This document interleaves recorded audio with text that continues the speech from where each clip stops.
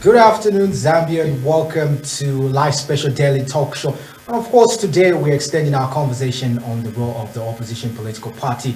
Now, of course, this is a very interesting topic that we are extending a conversation on. And of course, if you are catching us for the first time, you are watching Live Special, and we are streaming on various platforms. And of course, do follow our conversation on our social media the page, of course, the handle just below the screen there. And you can also get in touch with us via the number showing on your screen. Just call us, comment, and of course send your contribution. I'm privileged enough to be joined as usual by Pastor Dr. Derek, and as well as the Director for Research and Policy, Mr. Chagwe Patson Kasongo from the Democratic Party, the DP. Welcome to the program, Pastor Derek. Thank you so much, Benji. Thank you so much. I don't have to welcome you, Pastor Derek. Thank you so much. It's a familiar face. Yeah. So, first of all, as we start up the conversation on the role of a political party, we'd like first of all to welcome you to Live Special Daily Talk Show, and I hope the party is in the right accord. And speaking about the party being in the right accord, maybe just for the sake of our viewers, maybe tell us a bit about yourself, and of course, as I mentioned, the Director of Research and Policy. Tell us a bit about your role in the party. Okay, so thank you very much, Ndanje, for welcoming the Democratic Party to this platform, and also Pastor Daka here. I'm serving as the Director, Research and Policy. Our job is to keep researching on policy issues and policy statements that the government might be. Remember, after the elections, our job shifted from just campaigning and accepting that the mantle of leadership has been entrusted to the ruling government, the ruling party, which is the UPND. And having been given the opportunity to govern, it becomes our role every now and then to remind the ruling government that this is the reason why the people voted for them in preference against the other political parties. Yes. Before we jump into that conversation, and of course you have mentioned your role in the party, one of the key aspects that I want to just stretch on is, of course, a lot of issues have been happening in the DP, and I want to ask to bite a bit on that aspect, and this is with regards to the, of course, is it expelling? When you say expelling of the party leader, Mr. Hari Kalaba? Honorable Hari Kalaba, yes. Tell us, what is the status quo of DP with regards to that issue? Right now, that issue is in the courts of law.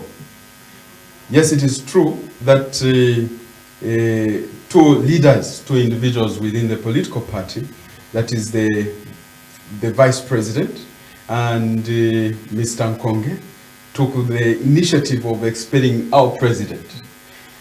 The events that followed show that it was not done in the spirit of unity. As we know, when you are going to expel someone, even in religious circles, there are steps to expelling someone. Unfortunately, this was not taken. The end result is a rebuttal, a fight back from the card-carrying members like ourselves, because we feel the steps that were required to expel someone were not followed. And when the DNC, which is the highest organ of the party, sat, they concluded that in fact the duo are the ones who needed to be disciplined for having acted not according to the party steps. The end result is these guys are on suspension. The temptation for many, even when the leaders were giving a press briefing, were shoutings from outside saying, expel them, expel them. But you could see that the leaders themselves, the DNC, had decided on a more policy direction than impulse direction of saying, let's expel them. Okay. So the end result was suspending them instead of expelling them. If I can come in and ask this question, because please. As you explained about the decision that was made by the DNC, but now as a political party, and also from the statements circulating from Madam Judith Kabemba, and then also from Mr. Kalaba. So already there's a fraction in your party. Yeah. I'm sure there's a fraction already. You can say that. And this is where the biggest trouble is and why we have to discuss these things. Okay. The faction might appear to be there, but this is an in-house thing. Okay. There's a grievance. But it's a faction. It's a faction because it's already in the public domain. So it is in the public domain. That is why we have to be careful ourselves and realize that the issue is in the courts of law. Okay. And sometimes we want to dwell on an issue that is pending action by law. Okay. And as we are saying, since we have taken the issue to the courts of law, let's wait for them to do their part. But now, there are many things that are taking place as you have taken the issue to the courts of law. And we're looking at Mr. Kalaba with his team. I'll call the team that you had a press briefing just after the expelling of the president. We saw him reappearing. And that was, days from the elections. And then he came through with that press briefing. And the presser was all about, him clearing his name to the media and also the public at large. So now the question here is that there was a convention, I don't know if it's a meeting that Madam Kabemba stated, to say you had a meeting at a named lodge in Chilanga, where there was a decision that was made and everything was spelled from that meeting. So did you have such a meeting where you talked about your constitution as a party? As the things stand right now, I think the best course of action that we as a party have taken is to respect that the courts of law will handle that. Okay. I take note from the things that may have happened in parties like MMD and between that was Nevas Mumba and Felix Mutati. Then we also had the NDC, that was the NDC, Kambwili Lade. Yes, Kambwili Lade and Akafumba. It seems to be a trend that is coming up. But now we're looking at being a trend for publicity as a party. And unfortunately, are you working with that? Unfortunately, no. I think on our side you can see that we are trying to firefight and make sure that this does not blow. Us as the media, you as the media, sometimes you are the people who are fueling it. Okay. As you can see, I'm avoiding to be part of this conversation because there is a bigger agenda to save this party from the confusion, familiar confusion that we have already seen. And Mr. Just I understand your point of view, and since it is in court, I know we don't have to digest much until we allow the court to do its proceedings. Maybe the only concern, since you have mentioned that it is now a trend now in different political parties, NDC had the same wrangle, DP now is having the similar angle, and MMD still had the similar wrangle. Sorry. Now the question is that for the future, since we're having the role of opposition political party, as far as governance is concerned, now the Zambian people, the question they're having is that why are we seeing this in the opposition party that are supposed to be alternative government when the government in play does not deliver in the promises that they get to give the Zambian people? There may be selfish elements at play.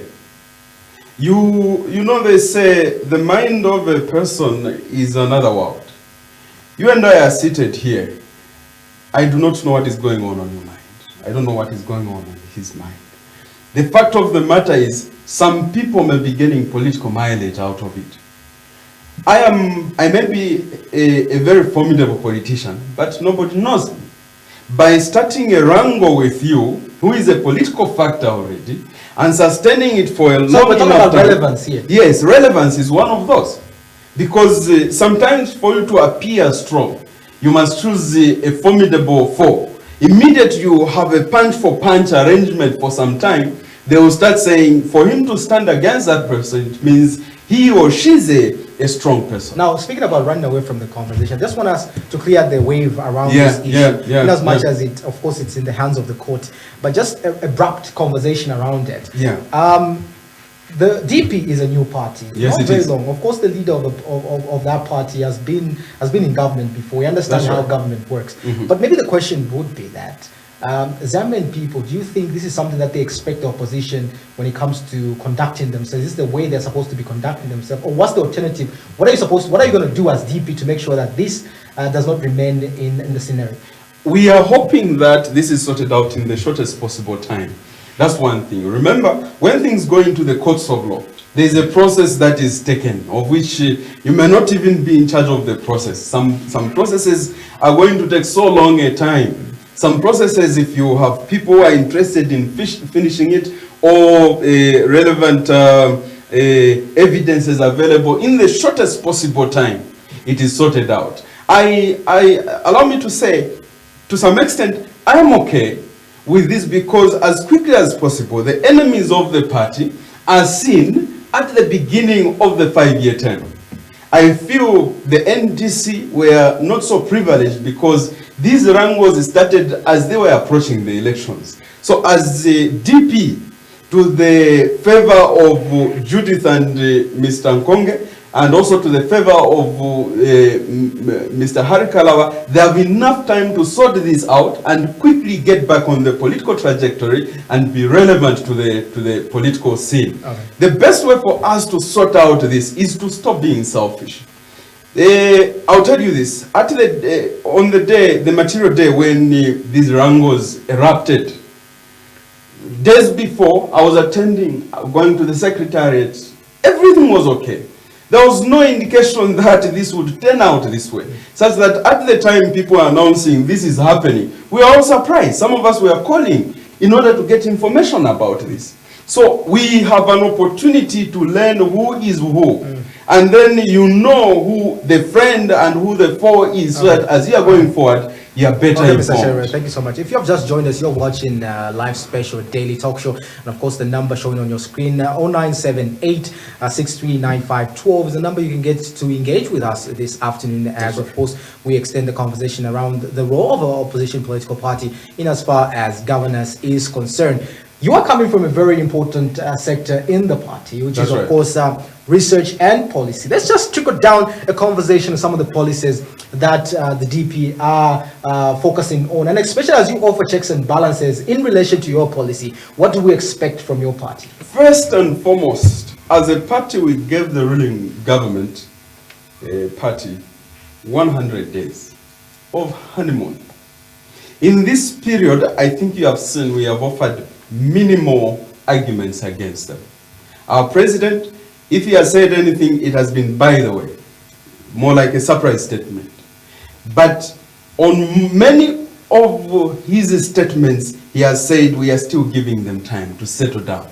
These are coming from a background of not being in government. That's our president. So there are a lot of strange things that he's finding, which are hitting him hard.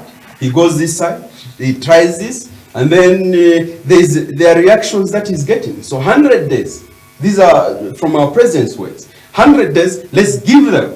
And after that, we'll be able to express ourselves. I think that is one of the most important differentiating factors between DP and the other opposition When is the 100 parties. days elapsing? Let's do the calculations. Let's see. I'm afraid that one won't work. Okay, so perhaps Derek, you might want to come in on an aspect. Yeah. All right. The question I have is about policy. Yes. As a party. Yeah. Which or what policy do you have in place to help the ruling government to start running? Maybe you have seen from the policy monitoring, there are many policies that were implemented by the former regime. The PF. Yeah, the PF, right. And now, how many policies, or maybe do you have something that you've already prepared to say, alternative? Yeah. Definitely. Most definitely. We are the pioneers of industrialization in Zambia. Okay. When we tell you we have sat and analyzed how we shall move in terms of industrialization, you'll be shocked at the vision that we have. We have said, if we were in government, and knowing that all going well by 2026, we will form government. Wow. This is, of course, any political party, yes, we know that. Yes. But for me, my concern would be, how will be your approach to make Zambia an industrialized community? This is how we are going to do it. And the government may even take this. That's the role of the opposition, to offer alternative if not working out. What you say steal the ideas. No, stealing is not a problem. Look, the topic is the role of opposition political parties. And I feel this is a very important point, and it does got me thinking. Yeah. You know, when you are in opposition, my insight, of course, on the program, we get to dive into some bit of insight. The fear of not sharing your ideas just because the party might gain advantage of it does not mean well for the Zambian people. I'm not saying that's your stand, but I'm saying for many political parties, I feel like there's a bit of selfishness in terms of giving alternative. Well, Zambia, one nation, of course. But can we offer alternative if things are not working out? We'll tell you one thing. Yeah. That's why there's what they call patenting. Before you patent, you patent your manifestos. Of course, they have to be. If I think some political leaders have patented their ideas. Their ideas are meant to be protected. Okay. So if you have an idea, I don't patent it. Then you pick it, my brother. You use it, and it provides returns for you. You become the historical figure. That's a different thing. So share it. It's all that. I mean, we are talking here, so we'll be free to say. One of the things that we have said in terms of industrialization, we are saying to every natural resource, let there be an industry. That's the first concept. Okay. And which ones have you noticed as natural resources that you want to capitalize on? There's the fish industry. There's a lot of fish and water bodies in our country. There's a lot of honey. Not only do we have a lot of honey, but we have potential to create more honey because we have known the art of beekeeping. Not only that, we have the agricultural sector. We have the mining sector. And so, there are lots of them. Sorry to cut you. Timber. Your president is on record. Yes. To not wanting to deal with the mining sector when he was in government. He was always against the idea of focusing on the mining, and he always wanted to tell the late President Sata to work with other sectors than the mining sector. So how are you going to focus on something that your president was against? We are not going to focus against what our president was against. Remember that we are a collective nation. It is not about. He may be a leader, but it's about the collective needs of the people. The collective needs of the people. In the end, whatever we will say, remember, it will be sanctioned by the people. Whatever your manifesto is, it is a proposal to the Zambian people who, by way of voting, are able to veto it and say, yes, let's proceed with this, or no. So in the end, it spirals down to the people. Maybe just to move step by step. I think the conversation should be in terms of opportunity advantage. And understand each country is specialized in a particular mineral focus because of opportunity advantage that particular country has. Zambia particularly is copper. Other countries, they might have a different version. But it comes down to also the cost that is involved. In terms of, if we say we're going to focus on all the sectors of the economy, do we have the necessary resources to make sure that we manage and maintain these particular resources we want to focus on? Some of the things that probably the opposition, as you have a conversation on diversifying many other components of the economy, that's what the Zambian people want to really understand. Maybe it could be what will be the drivers of those particular sectors once you chip in. It's industrialization. That is the major driver. And our belief is that we must have a holistic approach to developing the country. Holistic in terms of resource usage, resource value addition, and that being the case, we are saying, as we are doing that, let's train the people. Mind you, we have said to every resource, let there be what? An industry. And every youth, take that, every youth, in fact, every Zambian, a skill. That is what we are talking about. That's our language. We keep saying language is not employment, it's skill. Skill is what leads employment. Yes, I get the point, but that's the language. The language itself is leading. I haven't told you about employment, but you've gone there. The skill gives you employment. Gives you employment, yes, both informal employment as well as informal employment. You'll be able to employ yourself, start some business of some sort. So as the opposition Democratic Party, even as we are having all these wrangles, our focus, our pen is it may deviate people's attention to that which we hold dear to ourselves, to give the people an alternative, more industries. We are in the process of formulating propositions also. We are saying, what if we are able to provide one industry per province every year? That is our proposition. Then the people have to sit and think about it. Is it a possibility? One industry per province every year means that you have 10 industries in 1 year. Yeah. Every province has a certain resource that you are going to pick.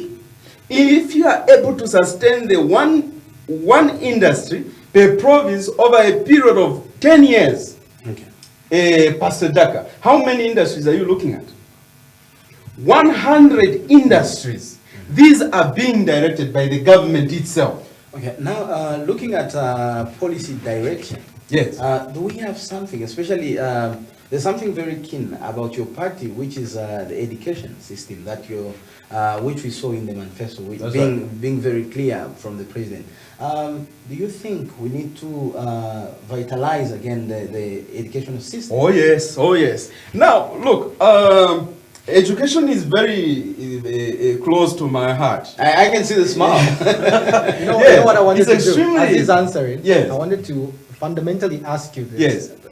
The president now in the government did promise free education. I mean, free education for everybody. He As said well as- free education, not for everybody. He came Free to education. change. He came to change. He After came to change. change. After being So I wanted you voted to in. change. quickly comment on that as you are answering the education, because we need to also face the reality. Can this be possible?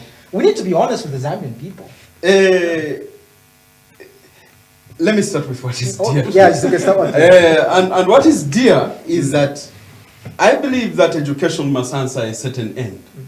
And the certain end being talked about is in our time as the government, or as a ruling party for this government, we are saying we shall industrialize every sector of our country.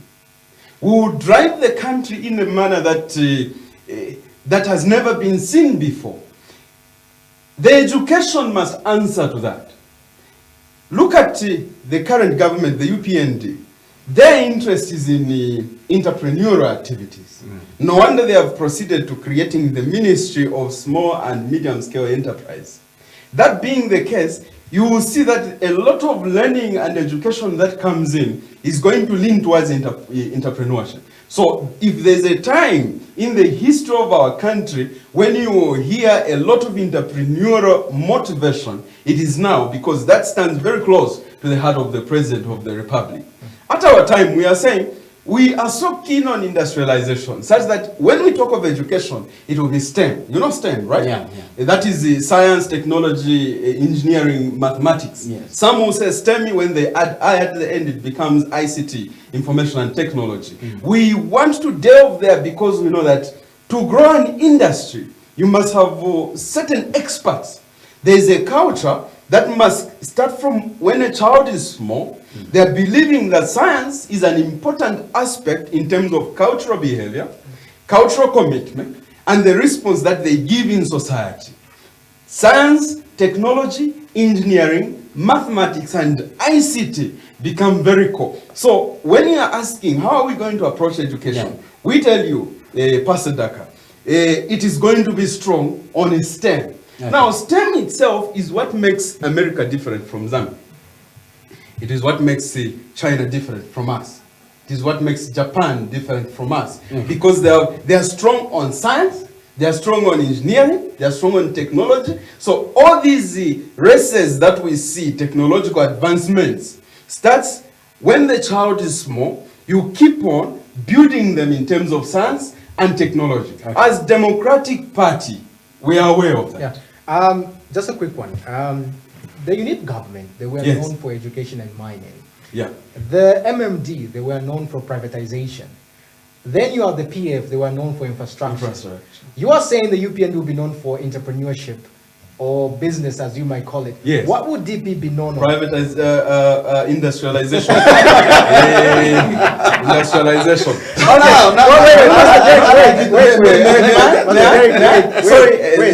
Wait, Pastor Derek, wait. So this is something that has made me very happy today. That's good. It seems you are going to do the same thing. So What do you mean something? What do you mean by something? Politicians are the same. I'm talking Let me understand. What do you mean by politicians are the same? Mr. Chadwick, hold your thought. If I've just joined this, No. hold your thought. If you have just joined us, I'll catch you on that one. Pastor Daka, hold your thoughts. If you just joined us, you're watching live special daily talk show, and of course our topic of conversation is the role of the opposition government as far as governance is concerned. The number on your screen is the number you can get in touch with us live here. You can send us your text message and contribution regarding the topic we're having this afternoon. The number is 0978639512. And send your comment. We're going to take a short break, and when we come back, of course, there's so much that needs to be discussed. We'll be back shortly.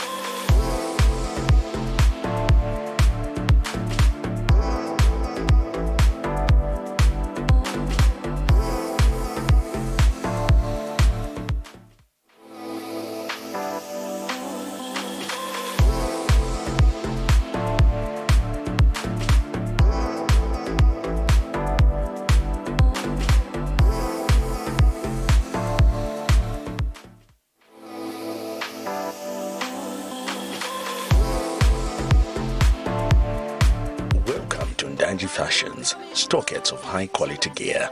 Ndanji Fashions is a fashion store like no other. At Ndanji Fashions, we provide the best clothing with a keen eye to latest fashion trends.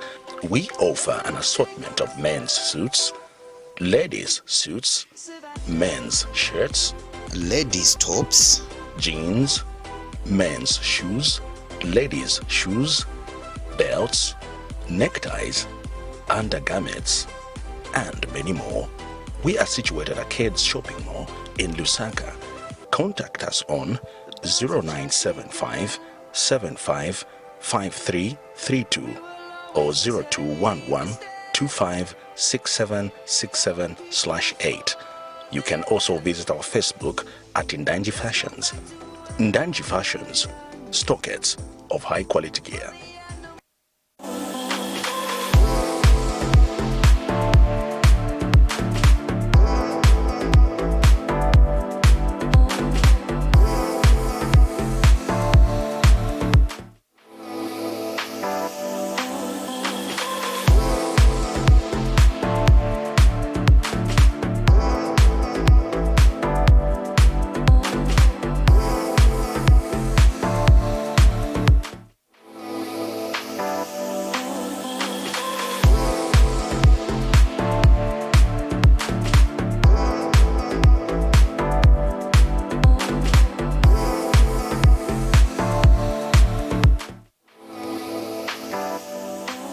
Welcome back. I'm going to throw it to Pastor Derek, of course.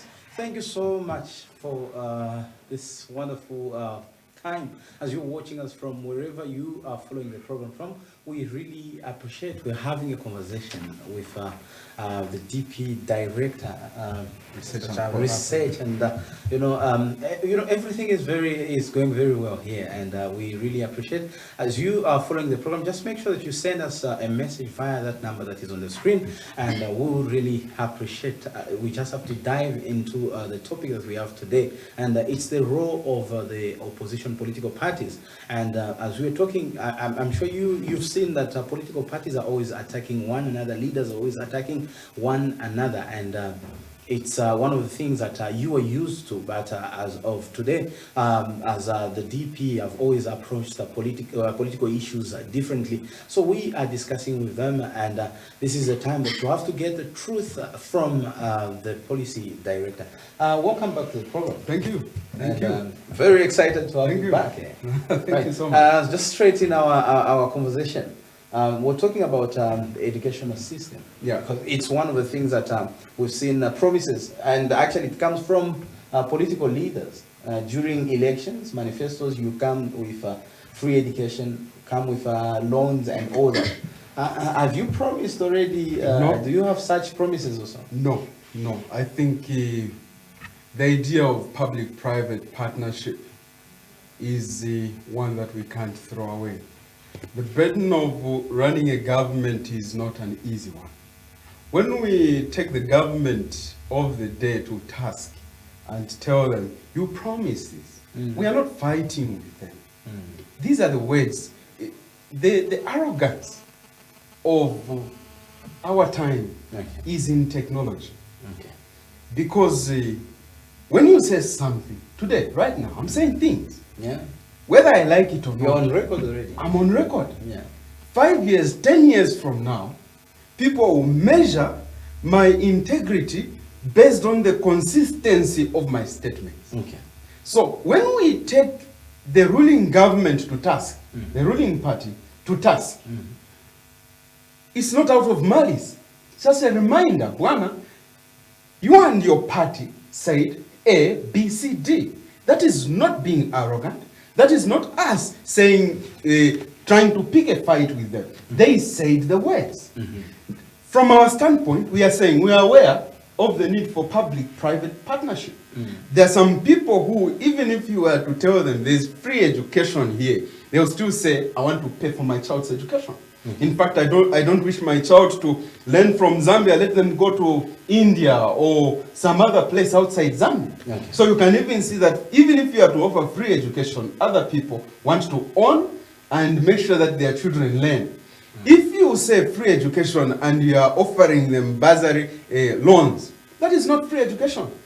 Let's define it properly. That is allowing a person to use his money in advance and to pay back the money later when he's working. That is a loan. That is you using your money before you acquire it. Okay, but those are the promises that you do as political parties. So does that go as factual issues, or maybe it's just a mileage for a politician to get into office? I am short of words on that.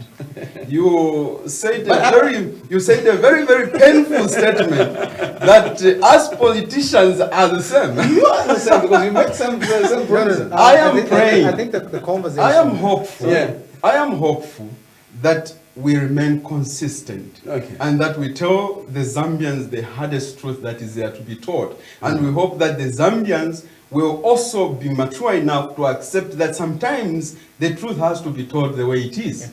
And you know the challenge that you will have when you create this environment of lying to the Zambian people. And I'm generalizing it because I consider what the Zambian people, the notion that they have around politicians. Today you have a new government. They promise you, for example, free education. They promise you employment. 3 years down the line, nothing has happened. So what they are doing to the opposition parties is that they are raising the bar of lying. Exactly. So now what you're telling the Zambian people now is that even you, when you come, you start telling us in our community to say that we are going to industrialize the country. How is it that they won't see that as a lie? So now the offering of checks and balances, now this is where we have a conversation now. How now do you now challenging the government to make sure that their promises are met as promised to the Zambian people so that you don't get affected? Does the idea of industrialization, you Zambians, sound like a lie? I don't think so. It's a template we are giving you. Okay. A template of one industry. It's been done before. And when you are asking me about policy, I had not even finished. Because we are not inventing a new way. We are saying this has happened before. Dr. Kenneth Kaunda would create an industry, and once he has created it, it was a property for the people of Zambia. He did it for a long time.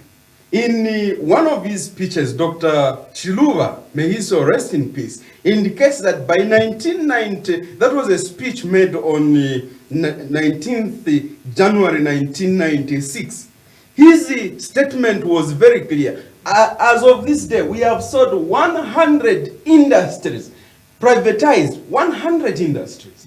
And we are saying that impacted Zambians a lot, because at that point, there was a retrenchment. A lot of people went out of work. So we are saying we are just going to do what has been done before, I'm just looking at your statement. except in a very systematic I'm way. looking at your statement and the one that Very you raised systematic. before, Yes. the one that you raised to say that our role as well will be to empower skills in the Zambian Exactly. people for them to create jobs for themselves. Exactly. Here I'm looking at another government that want to offer industries, for example, to hire the people. So there's a dependent syndrome now of the people to the government. Are you running away from creating an environment where Zambians can fend for themselves, unlike relying always on the government? Or you are flipping the coins? It's And- not flipping, it's appreciating that in our government process, it cannot be one solution fits all. It's not possible. Immediately you start capitalizing people into one bracket and hoping that everybody is going to fit there, we are wrong. So already from our statement, it's one coin, two sides. Number one, we are going to make sure we have people being trained. A person who has not finished his school is no less a citizen than a person who has finished school. And we are not saying those people can't be given skills. We are saying they can be given skills. That is the only way to sanitize our people.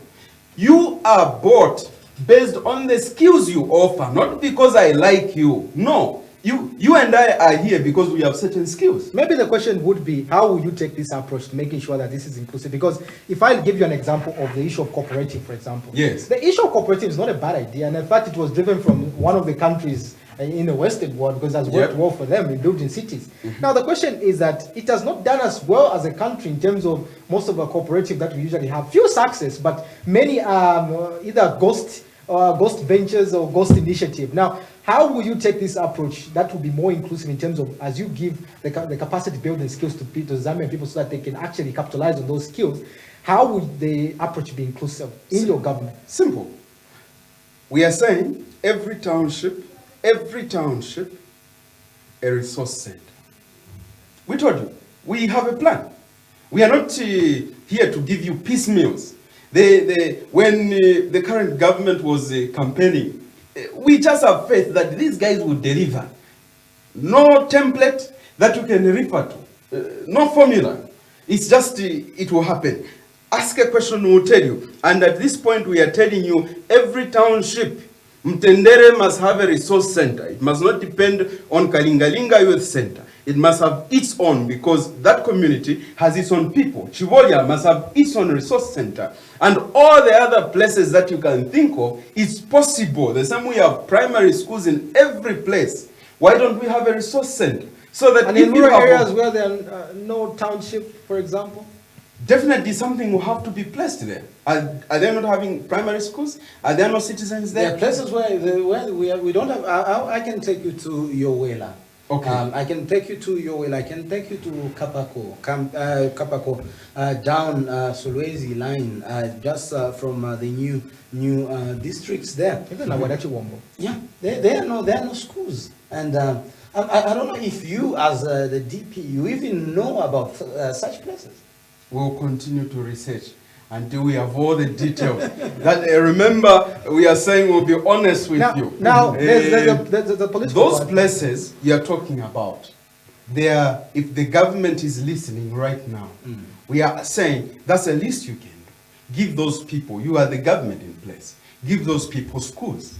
They, in some research activities, people have said, as long as you don't go to school, you take away the humanity of a person because they are not fit for certain environments. Just the other day, there's something circulating on social media. UPND members are crying. They are saying, because right now all you are saying is qualification. They are wondering if you were honest with them when you are doing campaigns. Were you just using them because you already know there are a lot of people who are not educated But they were fighting for you. You had no issue them fighting for you. But now that you are in power, you are saying no more. Now, are you representing them in that angle? I think that is what I'm saying. On the other platforms, we have indicated that maybe the UPND tried a revolution without preparing the people. Because a revolution exists for the people. If you have not prepared them, the very people you want the ultimate good for will be the people who fight you. Get that statement very, very clearly. If you are trying a revolution, and in that revolution you have left the people behind, what you have is not a change. It will be a chain of decrees that you are giving to the people and hoping that they'll listen to you and follow what you are saying. That is not a revolution. They'll fight you to the bitter end. The very people who rise up against you. Were the people ready? No, they were not. That's why they're fighting. Now, speaking about... They feel used. Speaking instead. about the new government, of course. Yes. As an opposition party and looking at your role, of course, there's something also that has been talked about both on social media and on the physical person-to-person kind of conversation, and this is the appointment, the delay of appointments in terms of decision. Zambian people are saying appointments have to be done in terms of to allow to pave way for decision to be made properly. What's your commentary as an opposition on that issue? 2011 comes to mind. When Arabi was president, there's what they were calling the shadow cabinet. They were not trying to, you could even see that these guys are geared to get started. And when it came to effect that the PF had won, it's as if everything just fell in place. It's unfortunate we lost that president, Michael Chilufya-Sata, may he so rest in peace. But you could see that they were ready to get started. Now, if we have 60 days passing before we see these being put in place, what is happening in the ministries? The different departments of the government. The end result is there is a stalemate. People are not acting. They are waiting because should you act, you are going to be cited. These are very dangerous times altogether. So people are not reacting right now because they are a bit scared. If you have worked in government before, if you have worked in a quasi-government institution or a complete government institution, I'm telling you, even putting a signature on a piece of paper is a very dangerous thing. Yeah. You don't want to just get a paper and say, in absentia, acting on behalf. No. So these things are real and happening. The president is a bit late. But he has said, I'll be methodical. Yeah. But in the process of being methodical, he might be affecting the processes of governance in the end. Before you come in, Pastor Derek, speaking about LET, the budget in focus, the budget in focus, you know, in every other government, I think there's a 2 weeks elapsed before the presentation of the budget. Mm-hmm. Of course, if there's a new government that was not there, unless they just continued the other 5 years, there's that paving of a period. Is there a specific period that a political party that is new in government needs to be given in order for them to give the budget to the Zambian people in terms of how the money will be distributed, to make sure that policy, your department policy is implemented, because it requires resources to make sure that policy is implemented?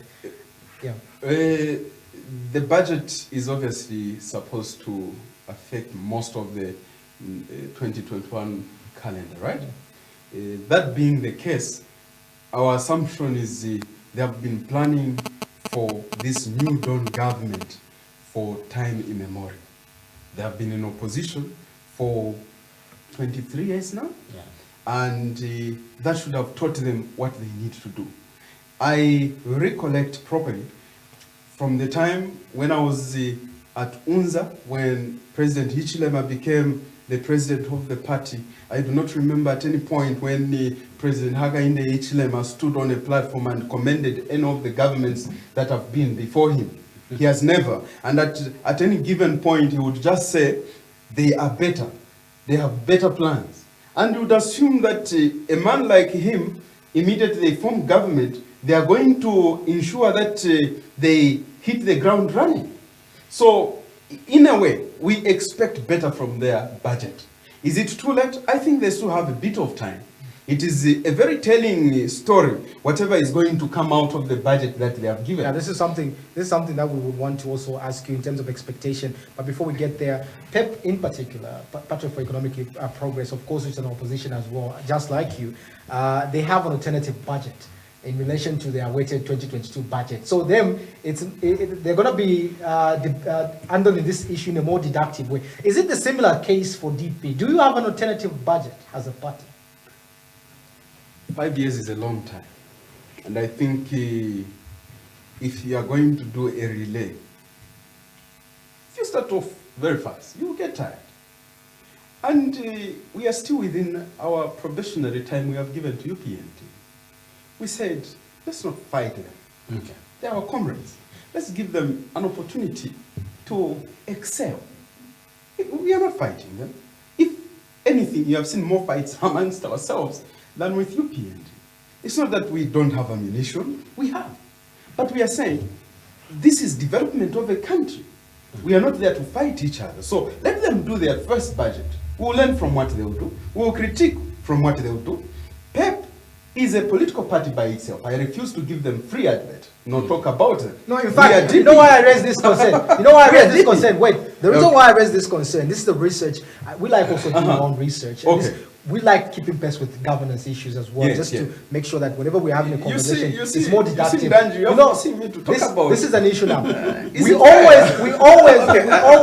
always see you political party only offering checks and balances with the government in play. But you also are a potential party to form government. Why is it that we see less checks and balances within opposition political party? Because you also need to be challenged by your fellow opposition political party because you are a potential government in the making. Maybe we just, we know where our focus is. They have what they are offering. And if you force me, and I think you are forcing me, to give a comment on this. Personally, I've seen most of these political parties as reactors. They just react. Don't they see you the same? You see what you are starting. No, we're having a conversation. We're having a question. The perception came Fellow Zambians, as politicians are good. It's these guys. All right, now there's an attack to the media to say it's the media, but nevertheless, right? It's on record.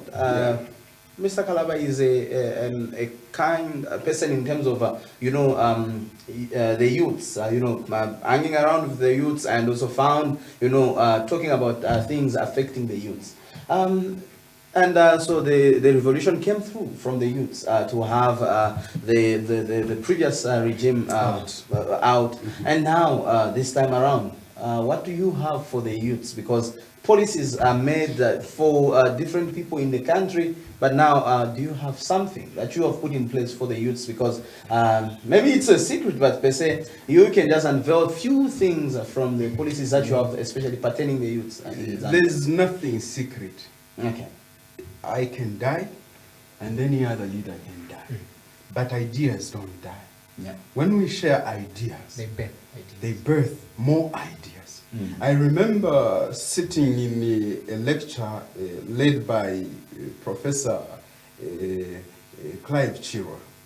He birthed in me a belief that the railway industry in Zambia can be modernized. Even after all the confusion that rocked his life when he was chairperson, was he board chairman for Zambia Railways. Even if that debacle, that time went, I can still feel within me that being a political leader, a member of the opposition, or if one day we form government, most definitely we will follow a path that shows excellency even in the railway industry. So we are not afraid. Take it from us as Democratic Party. We are not afraid to share ideas. If you are original, you don't fear. Others can only copy. Does a fountain fear of getting dry? I don't think so. We have ideas, and these ideas are original. They are original. We have concepts that can work. Coming to the youth, dear youth, our message is clear. We are saying to every youth, a skill. The only thing you sell to the people is a skill that you have. That's why you go to be trained in a university, you go to a college, you go to a trade school, because you want to acquire a skill. It is that skill that people buy. If you are a bricklayer, that is what they'll buy. Yeah. And we are saying within a period of 3 years, it is very possible that a lot of our Zambian people can be trained. Okay. I'm a trainer myself. Okay. So when I say this, So do you train within the party? Or maybe you are just doing political issues? In the party? I have served as a lecturer for close to 10 years. Okay. So when I say I'm a trainer, I know what I'm talking about. Okay. And yes, even within our party, we do conduct trainings, but these are leadership trainings. We do not want to give out a chain of leaders who do not know what leadership is. It is, I think it's the only party that has taken interest in training its people. Now, the DP, I've not seen much conversation around the president introducing and removing a ministry without approval from parliament in terms of offering checks and balances. This is something everybody knew that was against the constitution of the president introducing 3 new ministries and removing a ministry without approval from parliament. It happened later when these ministries were created. What is your stand as an opposition political party in regards to that issue? I remember sitting in an election, and one of our professor actually said, focus, focus, focus. Then he took some time and said, do you know that this is the hardest word that you ever come across? Focus. There are many things that this word does. He has acted. All we can do is react. Are we reactors? No. We are trendsetters. We are evangelists for industrialization in the country. Okay. If this idea does not sink, lack of employment will continue in the country. We refuse to be brought down to this. We will leave it to those political parties you are mentioning. They will react. As we are saying, we have a You as an bigger opposition agenda. party, you have specific things that you're going to be reacting on. Not everything that is against our constitution. I think I said 100 days. So let's see what happens. But after even in 100 days, if something bad that does not 100 days. it will still remain in the 100 days. 100 days. It will Even when still- the people want you to react, you will wait for 100 days. People like reactions. Danji, 100 days. there's something 100 that days. I like from our guest, and this is the fact is talking about the political party. There's a word that I would like to bring through. The president said your party is well organized. Yeah. And I would like to ask this question: how organized are you As a as a party to handle the issue of National. street vending and all these different issues? Because you are doing policy research and everything, and you need a policy that will be able to handle street vending, because it's one issue that has affected especially our council so much. That issue is very painful, and it's not an issue that can be left only to the government. It's an issue which involves the non-government organization. And it's a smart way you are answering. This is not the way. I want. He's a politician. You're answering in a smart way. No. You've seen that he keeps fighting. It's not about offering smart answers. It's not about. He's a And one of the things, Mr. Chawi, one of the things that we have taken note of when it comes to the politicians, you the politician, who make mention of them, is the fact that you are running away from the issue of street vending. We are not. Yeah, because you know that those people, of course, they are voters. Just like Actually, they're the ones who voted They're the one who- for his party. Yeah, but the question in focus is, do you know that they're also violating rights of certain shops within those areas they're operating from? Because I don't understand a person vending on the entrance of a particular shop where they're selling the same stuff that that person is vending on. Even the order of our markets, there is less order in our markets. Are you going to sacrifice that less order for the benefit of the votes? Is that what we're saying? I hope you're not confusing vendors and cadres. No, We're no, not I'm talking sticking about to the vendors. that. I'm We're sticking to the talking about vendors. You're not the talking about not the cadres. cadres. So how are the vendors disturbing the order in the market? So when we talk about the markets, look at the markets itself. There's like where they are selling from. You find them on the road, which is the safety. It's not safe for them to be selling. If you go to City Market, Like, for example, City Market yeah, just along along that the or road, just they'll the be new selling there. market there? That's not the proper way of. That's where my Cairo Road, conversation. Cairo Road. That's I'm still sure you've vending. seen just in front of Cairo Road, there are people are selling phones, and then also there are shops selling phones. Cooking, and everything. where they're cooking also is another issue. You can't cook anywhere because that's why we are now having cases of typhoid in some areas, for example. And I'm saying this because So it's a concern. Ndanji, in short, you are asking if we, When were to you- form your government, position, would we policies, allow lawlessness? Lawlessness. The word you are I avoiding didn't to want to use have the word is the word lawlessness. lawlessness. I didn't want to use that. I'll use it. Use it. In other words, You are a politician. you are saying, are we going to allow lawlessness? Yes. Well, we will not. We assure you. When we heard that the UPND is in its process of taking away cadres out of the market, markets and bus stations, our president is on record that actually acting in the same way would have acted. Maybe we differ on implementation, but definitely that is a target. So in the same way, if we are against cadreism, in the sense that it has been pronounced, we are okay with cadres. They are members of our community, all right? Those are Zambians, So first you and want foremost. to remain with cadres in your party? I don't know what name you would give it, but trust me, those cadres are human beings, and I don't know how you are going to call those who work very hard for a political party to be in the Political leadership, political supporters. Okay, so if the same, by the way, names are very fine. Today you call them The political. fear of It's not just the not way the name. The cadres- name is good. The name is good. Yes. The name is good. The fear is the act of the name in terms of supporting a political party. You have been on the ground. Yeah. This is the conversation we cannot run away from. You know what really happens. If you're calling yourself a cadre and you have names like commander and whatnot. Yeah. Commander. They know their Yeah. position in that party. Even the way they conduct themselves in society is different from an ordinary Zambian. Yep. They feel like they're above the law. That's the thing we're running away from. Is that something that DP wants to DP inherit? DP is a party of laws and rules. We will not support lawlessness.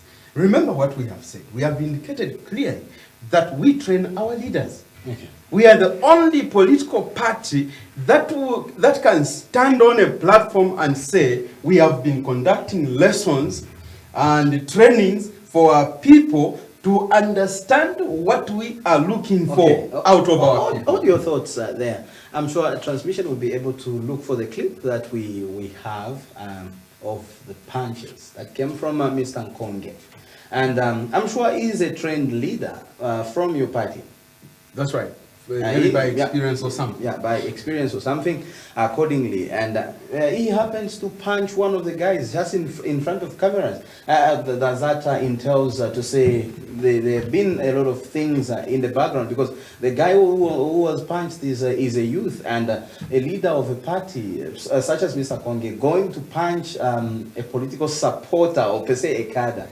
A voter, in other words, yes. Per se, a possible voter again who will vote Mr. Kalaba next time. So now the question here is that do we see that as trends that politicians are But Derek, brutal? when I answer these questions, you have made me very uncomfortable because when I answer, you are saying you are a politician. But I'll answer anyway. Yeah, you can. There's what we call emotional intelligence. Okay. And I think that even him, Mr. Nkonge, he went home feeling bad about himself that day because he did not show emotional intelligence that day. Okay. And I think it can happen to anyone. There are times, while we can train people to think and act in a certain way, there will be times when your emotions get the better of you. I'm not defending him. The clip, transmission, please give us a clip so that we can see the punches. And that's a youth being punched. Yeah. And look at the length of the punch from a political leader. So that shows. And then right there we have where they're saying, Is it Juliet and Romeo? Romeo and Juliet. So already there are names that have been given in the political party. And These are your supporters. I will be allowed to use a Bemba with Vali Pomporama Tai. You know, just there to show that, there is violence, because he was violent. And he's the leader in the party. He was violent, and he's a leader. What's the position of Mr. Konge?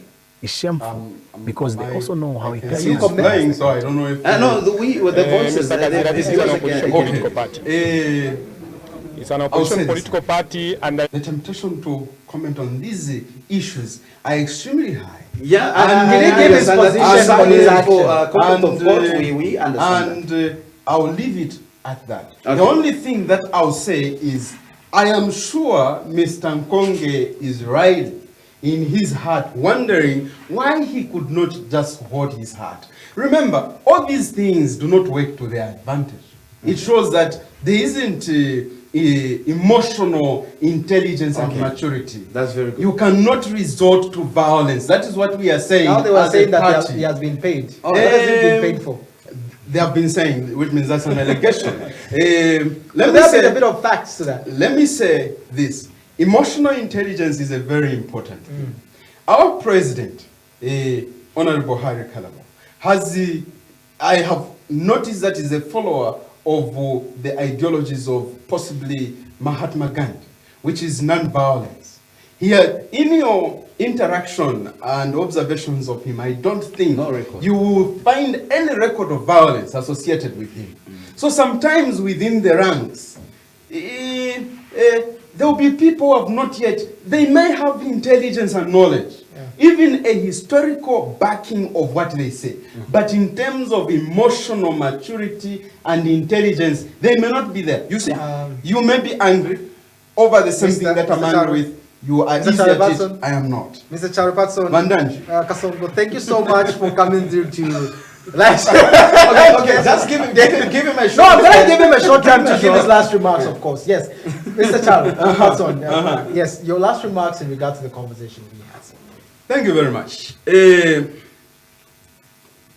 Dear friends, dear Zambians, I think Zambia is bigger than any political party. We will have differences, a lot of differences. We will fight, sometimes within our political parties. Sometimes we'll go out. Our cry is that even as we are from celebrating the Independence Day, let's remain united. Do not allow ourselves to be divided. Let's not insult each other. When you see a political party like ours having intra-party wrangles and so on, your job is to, if you are a Christian, pray. If you are an advisor, come and counsel us. There is no benefit in a party fighting like we saw NDC, MMD, and now ourselves, and then you are there jubilating. It doesn't add up. We need a strong opposition political party. In science would say we need an opposing force for us to have a sensible motion going forward. That is very vital. That is, I think, Isaac Newton speaking. But that is how we are supposed to drive our country. Thank you very much. I can see the minister coming through. Once you form government, I'm sure the president, Mr. Kalaba, will give you one last question. We don't do this. We don't do this every time. Yeah. HK is now using on record, social media record, by the way. HK 80. Is he pronouncing himself as the 80th president? Yes or no? He's a visionary man. Okay. Thank you so much for watching live special. Of course, get to join us next time as we have another exciting conversation on this very platform. Thank you so much for coming through, Mr. Charipatson Kasongo. Thank you for having Pastor Daka, thank you so much. Thank you. Thank you so much, viewers, for watching. Until next time, it's bye-bye and pleasant viewing.